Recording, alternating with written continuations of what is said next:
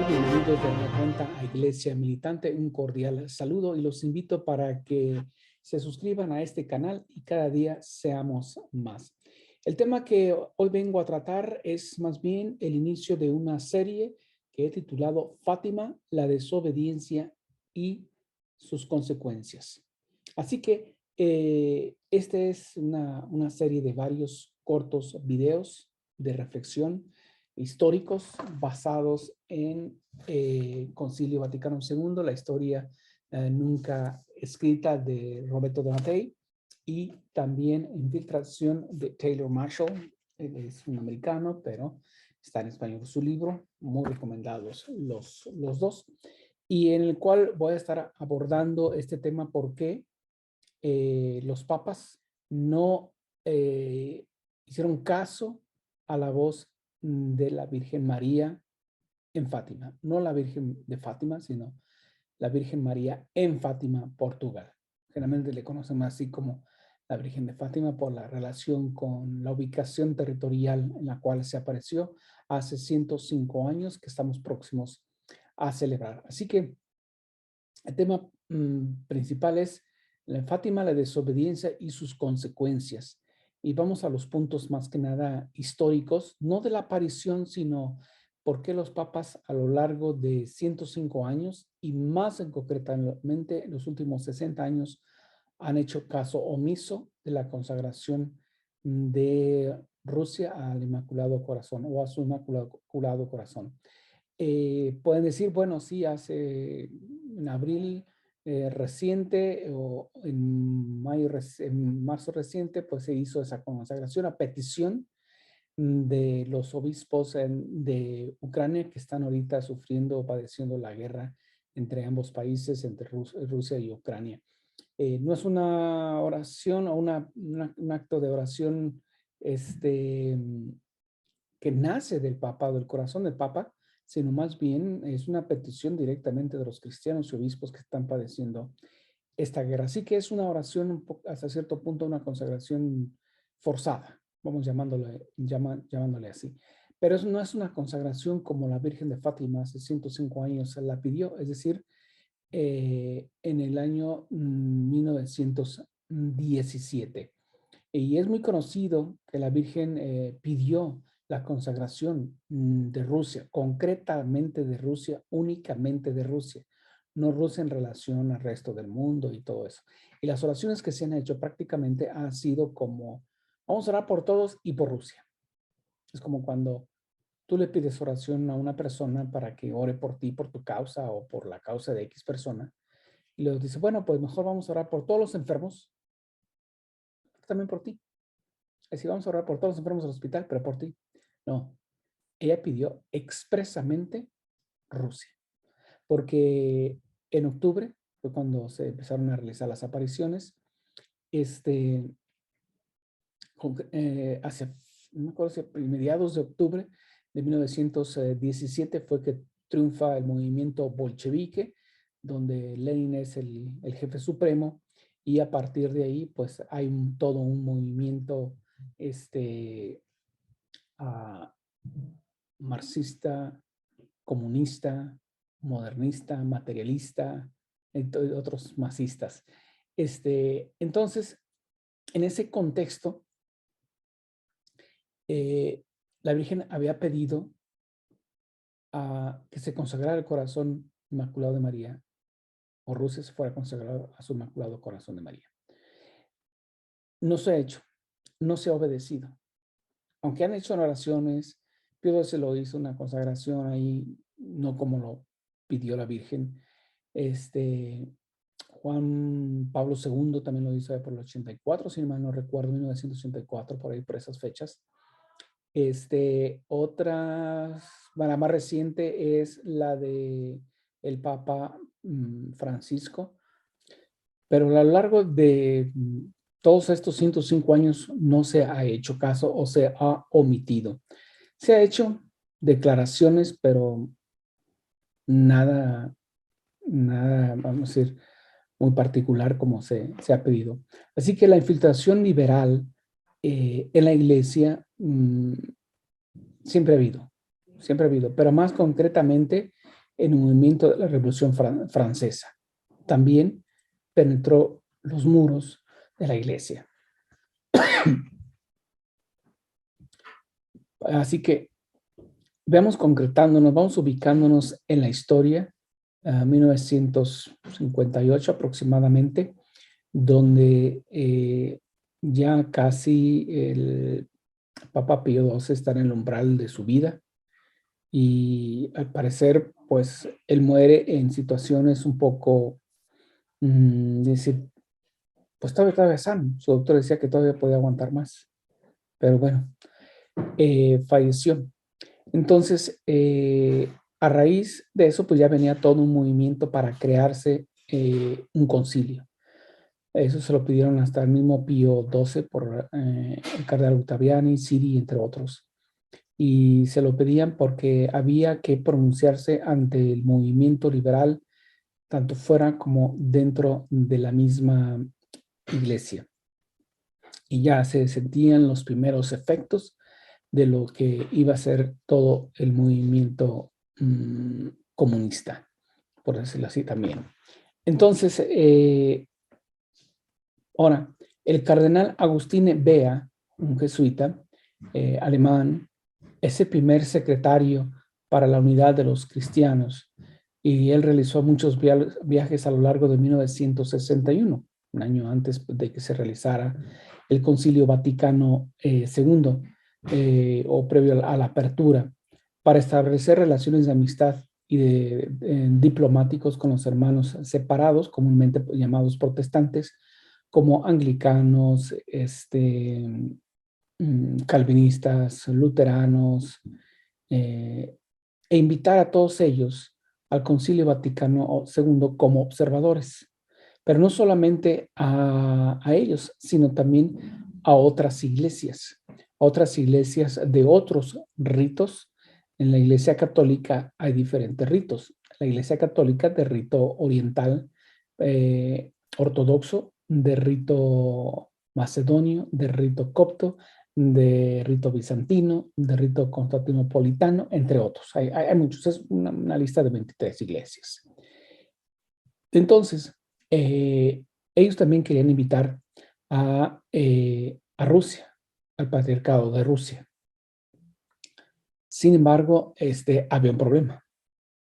El gobierno, el comunista, y el dueño o el jefe de la iglesia del patriarcado de Moscú no es presidente, claro, es el que dirige espiritualmente, pero quien lo dirige a él es quien esté el presidente de Rusia en turno. En este caso, o en nuestro tiempo es Putin. Entonces, el cardenal Bea, alemán, fue el primer presidente, hizo diferentes viajes, aún con el patriarca, se reunió con el patriarca de Moscú, Alexis, y más que nada Alexis, la intención de él era hacer una tercera Roma, como la capital del cristianismo. La primera, Roma, como lo conocemos, Roma, Italia. El segundo es Constantinopla, lo que es ahorita Estambul, Turquía. Y obviamente quieren hacer de Rusia la tercera Roma, de Moscú, o de Moscú la tercera Roma. Sin embargo, uno de los, vamos a decir, el presidente de la Comisión Estatal para las Relaciones Culturales, Yuri Yukov, él pedía concretamente que, o le propuso a su partido comunista 3 puntos muy importantes que le convenía. ¿Sí? Primero, encuentro multiconfesional para la paz. No era parte de la Unión Internacional de Iglesias, el Patriarcado de Moscú, y era conveniente que se uniera a este movimiento, lo cual el presidente de esta comisión exhorta que el Kremlin acepte esta unificación. Ese es el punto 1. El punto 2 es permitir que entrara al Consejo Económico de las Iglesias a partir del Patriarcado de Moscú. Y tercero, la ortodoxia rusa convocará a un presínodo llamado panortodoxo el 24 de septiembre al 1 de octubre de 1961, prácticamente un año antes. Así que de que iniciara el Concilio Vaticano II. Así que Zhukov temía que Roma estableciera relación con el patriarcado de Constantinopla, en Estambul, hoy Estambul, Turquía, de rito bizantino y dejara de lado a Moscú. Y él quería tener una relación directa con el Vaticano. Así que la Iglesia de Moscú entra en el Consejo Ecuménico de las Iglesias y desde esa posición Moscú podría infiltrar a sus informadores o sus ideas. En 1961 se levanta el Muro de Berlín, se promulga el informe Ilitchov que detalla planes para conducir una lucha contra la religión y confundir el ateísmo militante. Esto es lo que se propone en Rusia. Sin embargo, el cardenal Bea logra hablar con Atenágoras, que es el patriarcado de Constantinopla, para establecer un diálogo directo. Ya en agosto de 1962, prácticamente a 2 meses de iniciarse el Concilio Vaticano II, en secreto el cardenal Tisarant y el arzobispo ortodoxo de Yaroslav, de nombre Nicodín, se unifican para poder establecer una unificación y que ellos puedan venir al Concilio Vaticano II. Se establece la idea del Patriarcado de Moscú de ir al Concilio Vaticano II. Si el Papa, esto es lo que establece la Iglesia, o que dice la Iglesia del Patriarcado de Moscú. En otras palabras, el Kremlin también, o son los jefes de ellos. Si el Papa se compromete o garantiza abstenerse de condenar al comunismo. ¿Sí? Este era ya un trato. Esa es la petición de Moscú. Empezaron los contactos entre Kremlin y el delegado apostólico en Turquía, Monseñor Francisco Lardone, para que Moscú autorizara la presencia de obispos católicos en el Concilio Vaticano II. Así que lo que se estableció más que nada era que se firmó que el Papa Juan XXIII prácticamente se comprometiera a no hablar de comunismo ni condenar al comunismo. Y por eso vamos a ver ahorita por qué la desviación de todos los concilios habían sido ecuménicos, dogmáticos, y era, o lo declaran, uno pastoral. Previamente, mejor dicho, el Concilio Vaticano II, el Papa Pío XI o Pío XI hace su encíclica Divini Redentoris en 1937, lo cual hace una condena directa al comunismo. El Papa Pío XII con la encíclica Apostolum Principis en 1958 también habla firmemente en contra del comunismo y cómo ya muchos cristianos estaban sufriendo ya los efectos del comunismo en carne propia. El Santo Oficio 1959 reforma la validez de la excomunión, que en 1949 ya se pedía, en contra de la colaboración, de todo tipo de colaboración con el comunismo. Cualquier persona que colaborara con el comunismo de una manera u otra, directa o indirecta, estaba excomulgado. Entonces, previo a lo que fue el Concilio Vaticano II, los obispos del mundo mandaban sus cartas para que se condenara al comunismo. Más de 378 obispos pidieron que se hablara del ateísmo moderno, que se hablara del comunismo concretamente. Ellos fueron los que pidieron. Voy a darle lectura concretamente a lo que dijo el arzobispo vietnamita Nguyen Nga Dinh Thuong, que está plasmado en el libro de aquí de Matei. Quiero darle el crédito. Porque la carta exacta que pronuncia y dice: nuestra comisión central preparatoria para el momento por momento ha realizado muchos problemas, pero el comunismo me parece ser el problema de los problemas. En efecto, se refiere a la misma existencia del cristianismo, a que pone el mayor de los peligros. Discutir sobre los demás problemas sin conceder el primer puesto a la solución de los problemas derivados del comunismo me parece que es seguir el ejemplo de los teólogos de Constantinopla, que discutían disparadamente sobre el sexo de los ángeles, mientras el ejército de los maometanos amenazaba los propios muros de la ciudad.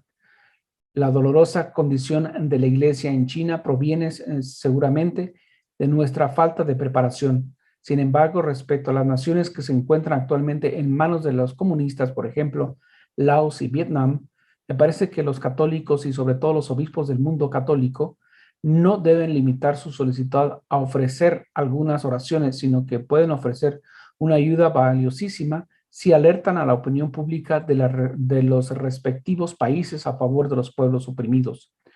Todos nosotros estamos estupefactos con el silencio del mundo católico ante la agonía del desgraciatismo pueblo de Laos y la pasión del pueblo vietnamita, mientras que se oye por todas partes la voz de los comunistas y de sus cómplices que viven en las naciones democráticas, entre las cuales algunos son católicos que prefieren ladrar con los lobos, la voz, digo, de quien condena a la víctima y exalta la carnicería.